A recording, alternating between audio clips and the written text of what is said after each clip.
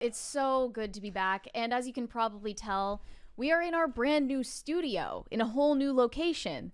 So, yeah, it's a whole saga, I'm sure, how we ended up here. And I want to ask you about it, Brett, because you weren't in Nashville for the past week like I was. Yeah. So, as far as hold on, I'm bumping the mics there. Somebody said Mike's quiet as hell. Yes, we're gonna work through the kinks here and get everything figured out.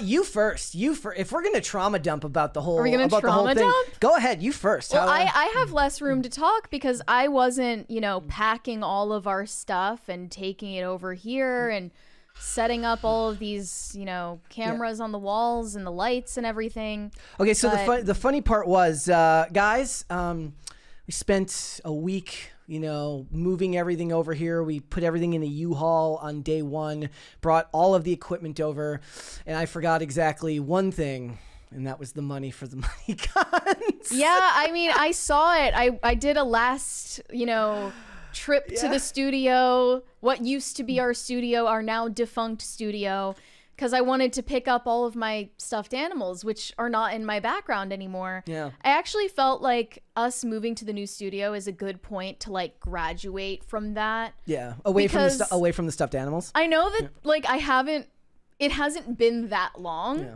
But it makes a little more sense to me that would be in my background when I started out at 21 than now at 24. You've evolved. Maybe I've evolved and I need to mature my aesthetic a little bit. But I picked up all the stuffed animals and stuffed them into my car, and then there was a basket of money.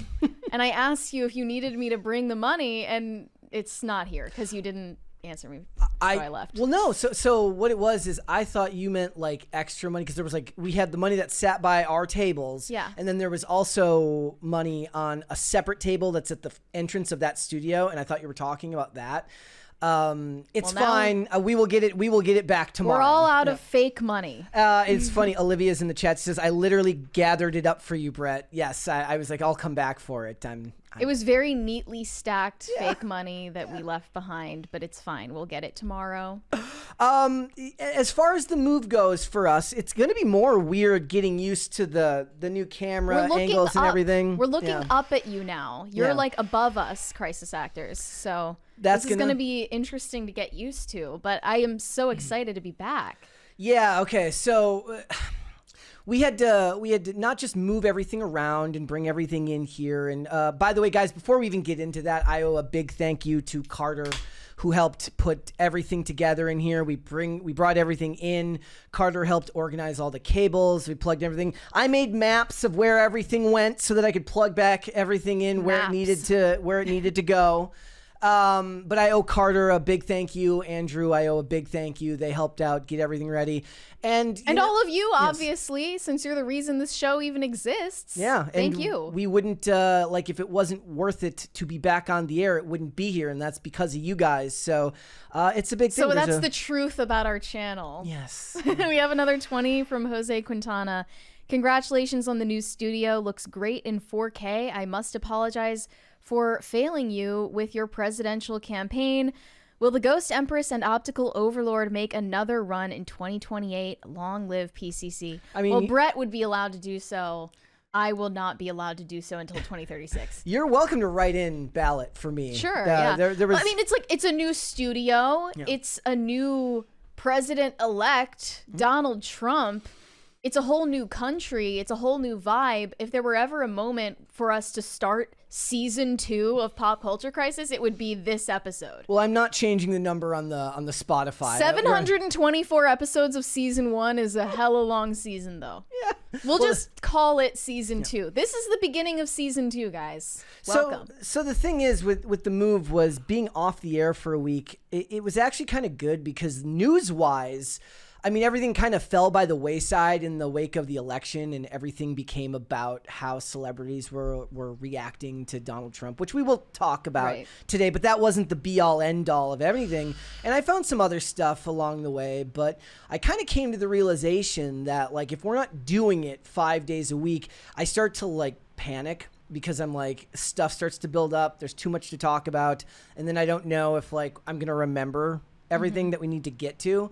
So I was kind of focusing on existential dread every day, and it kind of goes away the second the show starts. We're back. The internet's working. Nothing has exploded yet. I think we're good. I will be keeping an eye on the 1 hour and 18-minute mark to make sure that no ghosts, goblins, ghouls, or spirits find a way to stop this show, given what had happened 2 years ago. So we're working on it. Also, I just want to say, if you were unaware, for the past week, I was in Nashville with the rest of the Timcast crew doing Timcast IRL in the office of Daily Wire. I was going to including on election night. So the beauty of doing this show is I don't really have to think extensively about politics in the way, like, I used to love talking about politics and I used to love thinking about politics, but these days it just seems like such a, maybe it's the more you pay attention to the news, the closer together everything feels, and it feels like nothing ever changes, right? Which can be very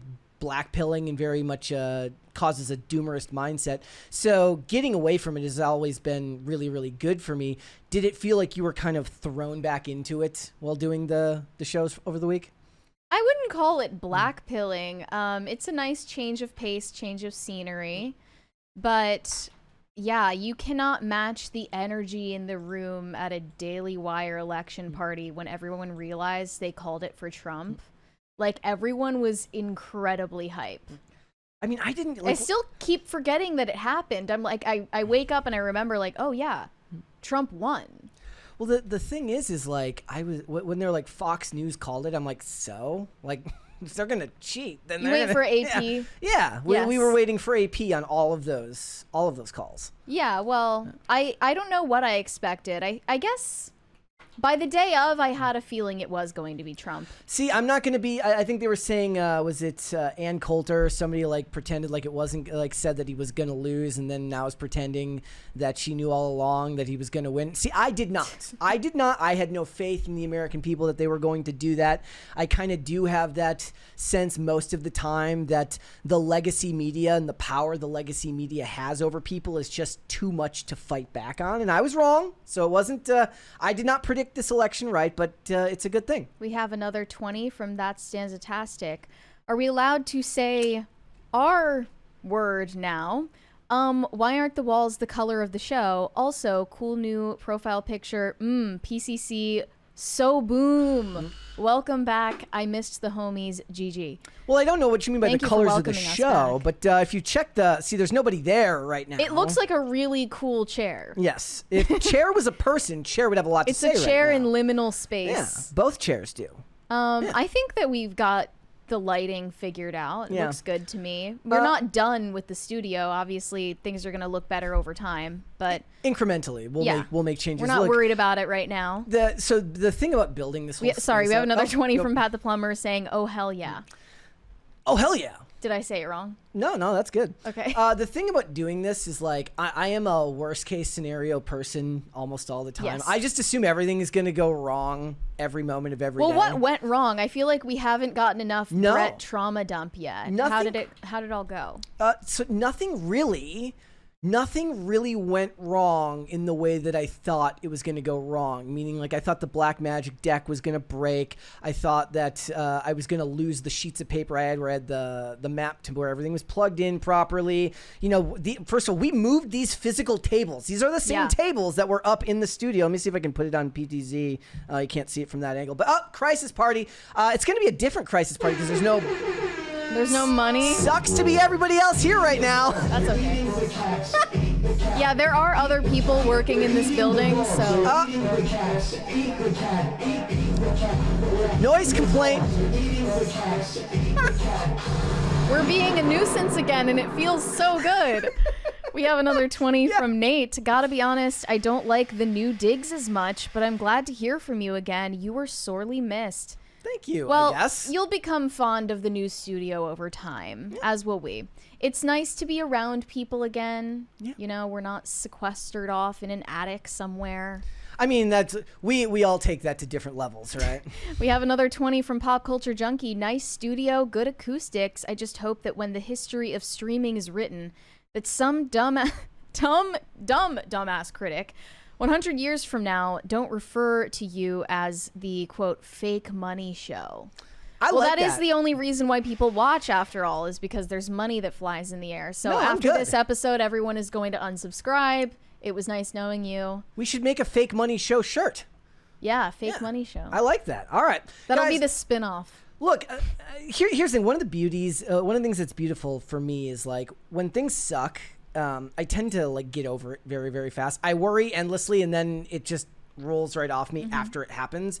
So last week was a lot of work. It was a lot of stuff went into it. I'm already past it. Yeah. I'm ready to get back to work. The only thing that truly went wrong for me during this past week was being incredibly sleep deprived. Like to the point where, I don't know if any of you watching have felt like this sleep deprived before, but when you get paranoid and you start thinking people are acting different around you, but it's really you. Yeah. Like you're the one who's acting that weird. was me in the past, but it's because I used to do a lot of drugs.